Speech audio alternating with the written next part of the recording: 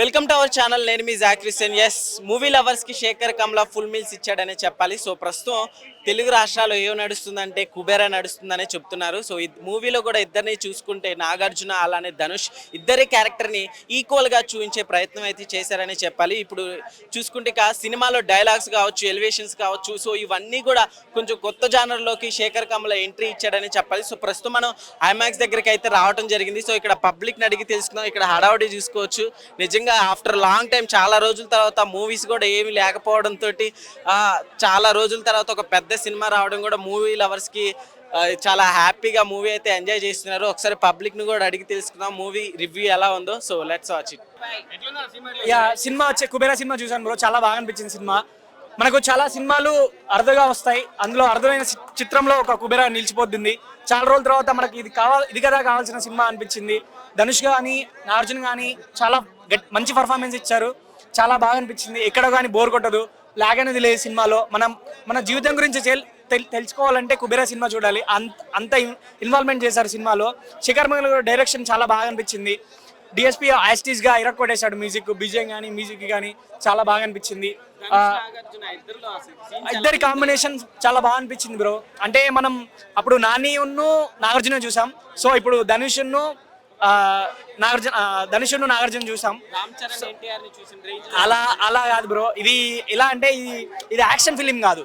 So ఇది ఒకటి life గురించి చెప్పే ఫిలిం. అంటే నీ జీవితంలో స్మైల్ ఉంటుంది, సాడ్ ఉంటుంది. నీకు నువ్వు ఒక డబ్బు గురించి వెనకబడుతుంటావు. సో దాన్ని నువ్వు ఛేదించుకోవాలనే తాపత్రంలో ఎన్నో తప్పులు చేస్తుంటావు. మళ్ళీ ఆ తప్పుల్ని సరిదిద్దుకోవడానికి మళ్ళీ నీకు ఇంకో లైఫ్ వస్తుంది. సో అలా సాగిపోతూ ఉంటుంది అనమాట. చాలా లేదు బ్రో, చాలా బాగుంది. నాగార్జున గారు సినిమాలో చాలా తక్కువ సేపు, అంటే అది చెప్తే మళ్ళీ మిస్లీడ్ అయిపోద్ది. సో చెప్పకుండా ఉండడమే చాలా కరెక్ట్. నో బ్రో, రొమాన్స్ అలాంటిది ఏం లేదు.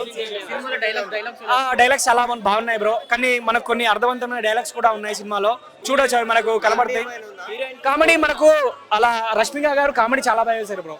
రష్మిక గారు కామెడీ చాలా బాగుంటుంది. ధనుష్ గారు కూడా కామెడీ చేశారు. లేదు బ్రో, ఇది చాలా అంటే ఆర్ట్స్ అనేది ఏం లేదు సినిమాలో. అంటే మనకు ధనుష్ గారు యాక్టింగ్ చూస్తూ ఉంటే అరే ఇది కదా యాక్టింగ్ అనే రేంజ్ లో చేశాడు ధనుష్ గారు.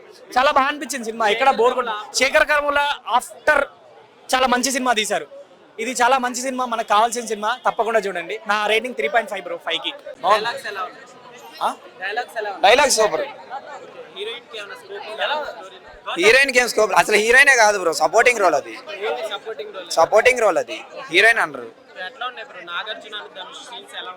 నాగార్జున ధనుష్ సీన్స్ బాగున్నాయి. ఫస్ట్ హాఫ్ అంతా బాగుంది, సూపర్ ఉంది సినిమా. సెకండ్ హాఫ్ డల్ అయింది, క్లైమాక్స్ అయితే పోయింది మొత్తం. అసలు మాస్ సినిమా కాదు ఇది డిఫరెంట్ స్టోరీ దింపేసి. లేదు పిచ్చిగాడు లేదు, పిచ్చిగాడే ఫుల్ డిఫరెంట్. సినిమాలు ఎంత 3 hours ఉంది, అయితే కొంచెం తగ్గించాల్సింది, ఒక 15 minutes. లేదు, స్టోరీ ఉంది కాబట్టి ఏం లేదు. మ్యూజిక్ బాగుంది, డైలాగ్స్ సూపర్ ఉన్నాయి. తెలుగు మూవీ కదా, స్ట్రైట్ ఫిల్మ్. శేఖర్ కమ్లా అయితే డిఫరెంట్గా తీస్తున్నాడు, అప్గ్రేడ్ అవుతున్నాడు. పాన్ ఇండియా అంటే హిందీ వాళ్ళు చూడరు బ్రో, నాకు తెలిసి. ఇట్లాంటి హిందీ వాళ్ళు చూడరు, మార్కెట్ లేదు. ధనుష్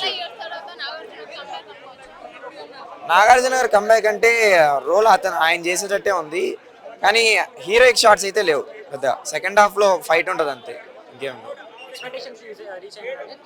రీచ్ అయింది. 3.7 ఇస్తాను.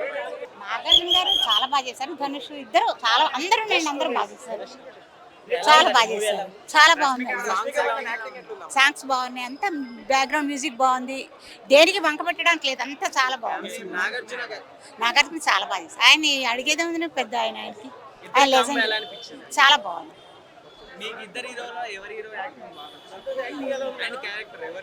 ఇద్దరిది బాగుంది, ఇద్దరిది వెరైటీగా ఉన్నది. ఆయన వేరే ఇది వేరే, అలా చెప్పలేం కదా.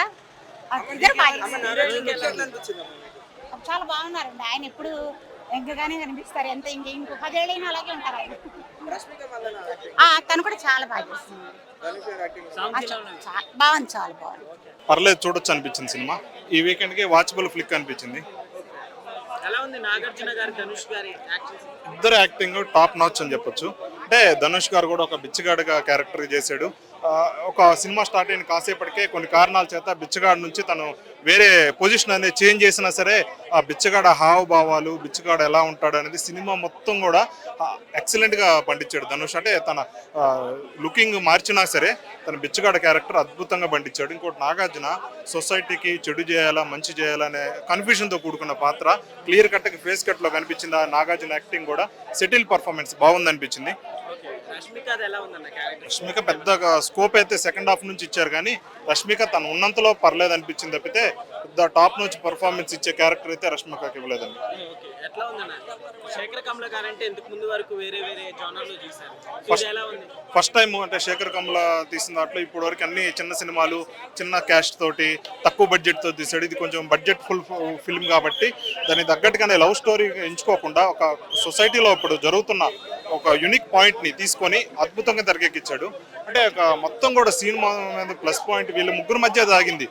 ఒకరేమో బిలియనీరు, ఒకరేమో మిడిల్ క్లాసు, ఇంకొకళ్ళేమో పూర్ పర్సన్. వీళ్ళ ముగ్గురు మధ్య సాగే సీన్లు అద్భుతంగా శేఖర్ కమ్లో చూపించాడు అనిపించింది. అంటే సినిమా మొత్తం కూడా అన్ని కావాలనుకున్న ఒక బిలియనీర్కి ఏమి వద్దనుకున్న ఒక బిచ్చగాడికి మధ్య వీళ్ళిద్దరి మధ్య సాగే సీన్లు చాలా బాగా చూపించాడు శేఖర్ కమ్ల. సాంగ్స్ ఎలా ఉన్నాయి? సాంగ్స్ మన ఎప్పుడు అన్నట్టుగానే ఒక మీనింగ్ఫుల్ సాంగ్ ఉంది, ఒకటి మంచిగా ఎప్పుడో సినిమా రిలీజ్ ముందే సాంగ్ రిలీజ్ అయింది కాబట్టి అది సూపర్గా అనిపించింది. ఆ సాంగ్ విజువలైజేషన్ కూడా లాస్ట్ క్లైమాక్స్లో పండింది. సాంగ్ అయితే బాగుంది. డిఎస్పి మ్యూజిక్ దీనికి బ్యాక్ బోన్ అనొచ్చు ఈ ఫిల్మ్కి. అంటే ప్రతి చిన్న చిన్న సీన్లు కూడా సరిగ్గా నచ్చని సీన్లు కూడా డిఎస్పి మ్యూజిక్ తోటి ఒక హైట్లో పెంచాడు, ఒక హైట్లో చూపించాడు. డిఎస్పి సీన్లు మాత్రం బాగుంది. DSP back bone of the film DSP మాత్రం. ఇది పాన్ ఇండియా అనుకుని తెలియదు, కానీ ఒక ఇండియా మొత్తం ఒక రిలవెంట్ గా ఉండేటట్టు సబ్జెక్ట్ తీసుకొని చూపించాడు. కాకపోతే దీంట్లో పాన్ ఇండియా అవునవునవును గుడ్ అటెంప్ట్ అనొచ్చు. గుడ్ అటెంప్ట్ అనొచ్చు. రేటింగ్ 3 ఇస్తామండి. అంటే శేఖర్ కమ్లది ఇది తను ఏం చెప్పాలనుకున్నాడో స్టోరీ టెల్లింగ్ ని హానెస్ట్ గా చెప్పాడు. అంటే సైడ్ కి ట్రాక్ ని తప్పకుండా సేమ్ తను ఏం చెప్పాలనుకున్నాడో టెరిఫిక్ గా ఒక డైరెక్షన్ కానీ స్క్రీన్ ప్లే కానీ అద్భుతంగా ఉంది. గ్రిప్పింగ్ థ్రిల్లర్ అని నచ్చింది. ఈ సినిమా చూడటం వల్ల కుబేరా సినిమా చూడటం వల్ల నేను ఎవరిని బెచ్చగాడిని చూడా. కుబేరా సినిమా చూడటం వల్ల అయినా చూడండి, అద్దాలు కూడా పెట్టా, డబ్బులు కూడా తెచ్చా చూడండి, బ్యాగులు ఇదో బ్యాగులు తెచ్చా, డబ్బులు చిక్కాయి మేడం. కుబేరా సినిమా చూడటం వల్ల నాకు డబ్బులు చిక్కాయి. దీంట్లో ఉండే బ్యాగులు ఉన్నాయి కాబట్టి అన్న ధనుష్ అన్న యాక్టింగ్ అయితే అన్న బెచ్చగాడు అన్న బెచ్చగాడు అయిపోయాడు. 1000 కోట్లు బాగుంది, కానీ ఏంటంటే కొద్దిగా మనసులో కొద్దిగా బాధగా ఉంది. ఎందుకంటే ఆ రష్మిక మండనతో ఆ రొమాన్స్ కాస్త డల్ అయింది. ఆ రొమాన్స్ కొద్దిగా వర్కౌట్ అయ్యిందంటే మాత్రం ఈ సినిమాకి 10,000 కోట్లు పక్క. కానీ ఆ రొమాన్స్ అనేది ఫ్యామిలీ కనెక్ట్ అవుతా లేదనేది ఎడ మ్యాటర్. కాబట్టి సినిమా చూస్తే కుబేరులు అవుతారు మీరు పక్క. ఈ సినిమాలో కుబేరుడు అంటే డబ్బు అనేది అక్కడ నుంచి ఇక్కడికి, ఇక్కడి నుంచి ఇక్కడికి, మళ్ళీ ఇక్కడి నుంచి మళ్ళీ అక్కడికే. కానీ ఈ సినిమాలో ధనుష్ పాపం డబ్బు అంతా పాగొట్టుకొని బెచ్చగాడయ్యి రష్మిక మండని పెళ్లి చేసుకొని కాపురం చేసి పిల్లని కానీ అయ్యా ఏడుపు వచ్చేసింది. నాకు కడతలేసి చూడండి, ఏడుపు వచ్చేస్తుందా. కామెడీ ఉందా? కామెడీ కానీ రొమాన్స్ కానీ ఫైట్లు లిప్లాగా ఉన్నాయి పాటలు ఉన్నాయి కానీ లైట్గా. పాటలు ఏంటంటే ఉన్నట్టే ఉంటాయి కానీ ఉండవు. అదే మ్యాజిక్ అండి, అదే మ్యాజిక్. డైలాగా